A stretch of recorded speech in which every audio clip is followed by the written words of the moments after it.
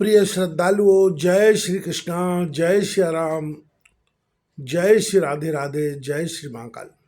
इस वीडियो में आपको श्रवण कराएंगे श्री भगवान के मुखारविंद से भक्तों के महत्व और लक्षणों का विशद वर्णन श्रवण कीजिएगा। इस प्रसंग से आपको यह पता लग जाएगा कि भगवान के जो भक्त होते हैं उनके अंदर कौन कौन से लक्षण प्रकट हो जाते हैं। ये भगवान के श्री मुख से ही आप श्रवण करेंगे। भगवान नारायण कहते हैं, नारद इस प्रकार कहकर भगवान श्री हरि चुप हो गए। तब गंगा और लक्ष्मी तथा सरस्वती तीनों देवियां परस्पर एक दूसरे का आलिंगन करके रोने लगी। शोक और भय ने उनके शरीर को कपा दिया था। उनकी आंखों से आंसू गिर रहे थे। उन सबको एकमात्र भगवान ही शरण दृष्टिगोचर हुए, अतः वे क्रमशः उनसे प्रार्थना करने लगी। सरस्वती ने कहा, नाथ मुझ दुष्टा को साप से बचाइए, अन्यथा मैं आजीवन चिंता में डूबी रहूंगी। भला आप जैसे महान सच्चरित्र स्वामी के परित्याग कर देने पर ये स्त्रियां कैसे जीवित रह सकती हैं। प्रभु, मैं भारतवर्ष में योग साधन करके इस शरीर का त्याग कर दूंगी, यह निश्चित है। गंगा बोली, जगत प्रभु, आप किस अपराध से मुझे त्याग रहे हैं, मैं जीवित नहीं रह सकूंगी। लक्ष्मी ने कहा, नाथ आप सत्य स्वरूप हैं, बड़े आश्चर्य की बात है, आपको कैसे क्षोभ हो गया। आप इन दोनों पत्नियों को प्रसन्न कीजिए, कारण सचरित्र पति के लिए क्षमा ही परम धर्म है। मैं सरस्वती का शाप स्वीकार करके अपनी ये कला से भारतवर्ष में जाऊंगी, परंतु प्रभु मुझे कितने समय तक वहाँ रहना होगा और मैं पुनः कब आपके चरणों के दर्शन प्राप्त कर सकूंगी। पापी जन मेरे जल में स्नान और आचमन करके अपना पाप मुझ पर लाद देंगे, तब तुरंत उस पाप से मुक्त होकर आपके चरणों में आने का अधिकार मुझे कैसे प्राप्त हो सकेगा। मैं अपनी एक कला से तुलसी रूप धारण करना भी स्वीकार कर रही हूँ। मैं धर्मध्वज की पुत्री बनूंगी। मुझे अच्युत यह सब भोगने के पश्चात मुझे पुनः कब आपके चरण कमल प्राप्त होंगे। कृपा निधे, आपको अधिष्ठात्र देवता मानकर मैं भारतवर्ष में वृक्ष रूप से बात करूंगी, किंतु आप यह तो बताइए कि आप मेरा उद्धार कब करेंगे। यदि ये गंगा सरस्वती के शाप से भारतवर्ष में जाएंगी, तब फिर इन्हें किस समय पुनः ऐसा सुअवसर मिलेगा कि ये शाप रूपी पाप से छुटकारा पाकर आपको प्राप्त कर सके। गंगा के शाप से ये सरस्वती भी यदि भारतवर्ष में जाती हैं, तो आप इन्हें भी शाप से मुक्त करके कब अपने चरण कमलों का दर्शन कराएंगे।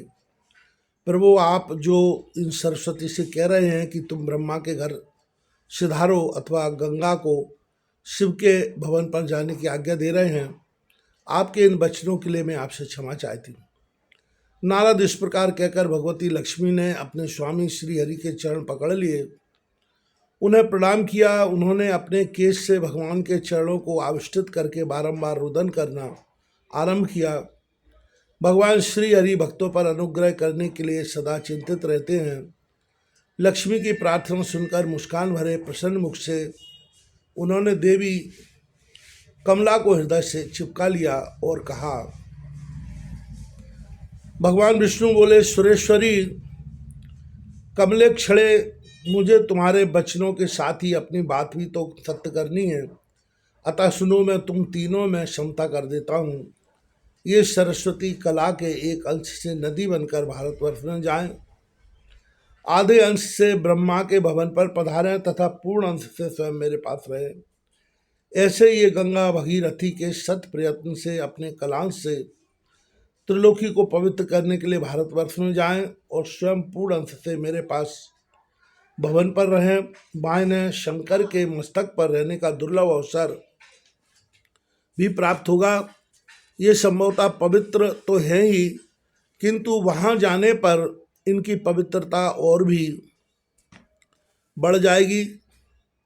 बाम लोचने, तुम अपनी कला के अंशांश से भारतवर्ष में चलो, वहाँ तुम्हें पद्मावती नदी और तुलसी वृक्ष के रूप से विराजना होगा। कली के 5000 वर्ष व्यतीत हो जाने पर तुम नदी रूपणी देवियों का उद्धार हो जाएगा। तदनंतर तुम लोग मेरे भवन पर लौट आओगे। पद्म भवे संपूर्ण प्राणियों के पास जो संपत्ति और विपत्ति आती है, इसमें कोई ना कोई हेतु छिपा रहता है। बिना विपत्ति सहे किन्हीं को भी गौरव प्राप्त नहीं हो सकता। अब तुम्हारे शुद्ध होने का उपाय बताता हूँ। मेरे मंत्रों की उपासना करने वाले बहुत से संत पुरुष भी तुम्हारे जल में नहाने धोने के लिए पधारेंगे। उस समय तुम उनके दर्शन और स्पर्श प्राप्त करके सब पापों से छुटकारा पा जाओगे। सुंदरी, इतना ही नहीं किंतु भूमंडल पर जितने असंख्य तीर्थ हैं, वे सभी मेरे भक्तों के दर्शन और स्पर्श पाकर परम पावन बन जाएंगे।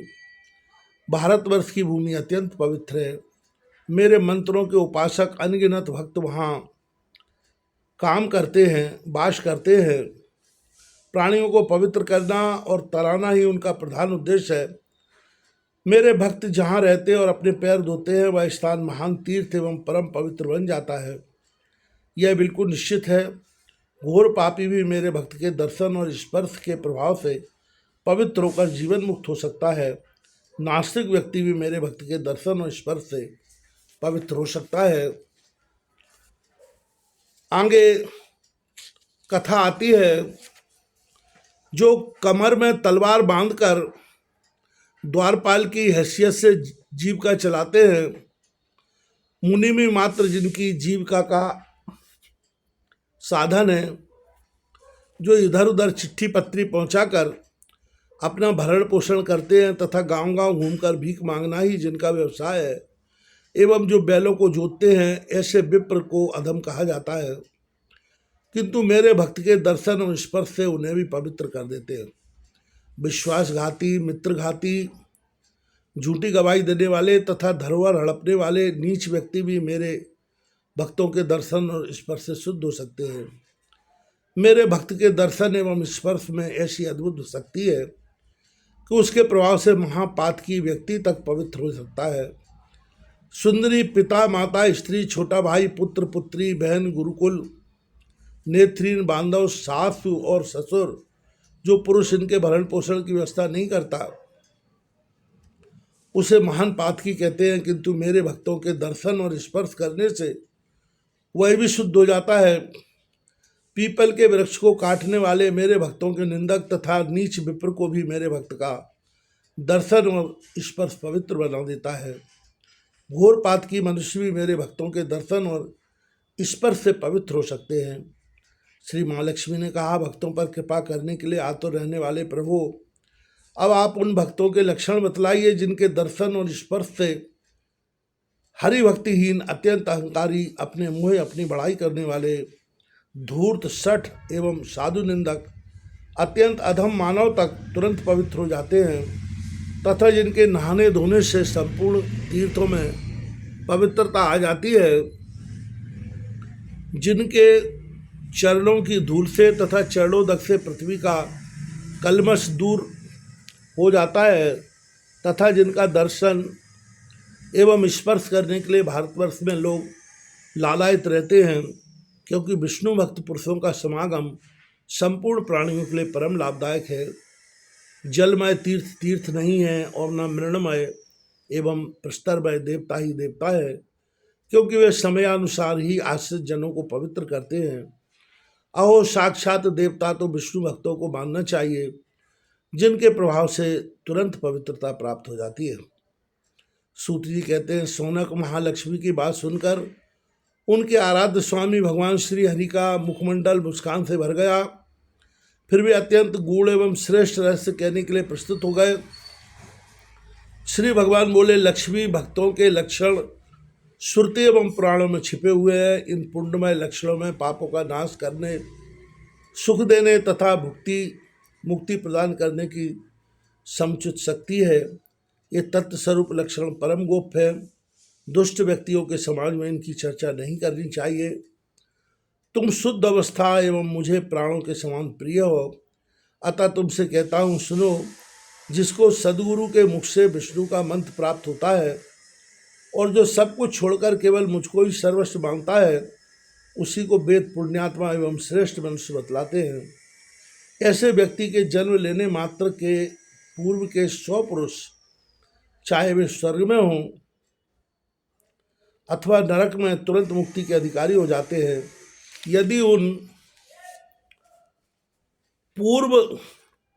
पूर्वजों में से किन्हीं का जन्म हो गया हो तो उन्होंने जिस योनि में जन्म पाया है वही उनमें जीवन मुक्तता आ जाती है और समयानुसार वे परम धाम में चले जाते हैं।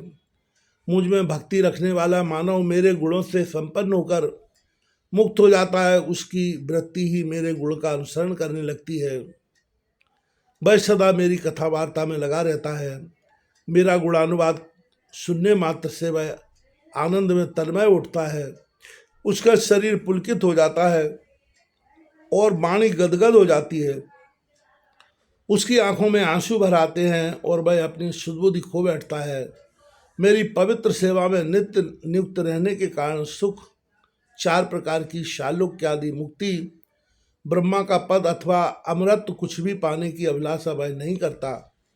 ब्रह्मा, इंद्र एवं मनु की उपाधि तथा स्वर्ग के राज्य का सुख, ये सभी परम दुर्लभ है, किंतु मेरा भक्त स्वप्न में भी इनकी इच्छा नहीं करता। ऐसे मेरे बहुत से भक्त भारतवर्ष में निवास करते हैं।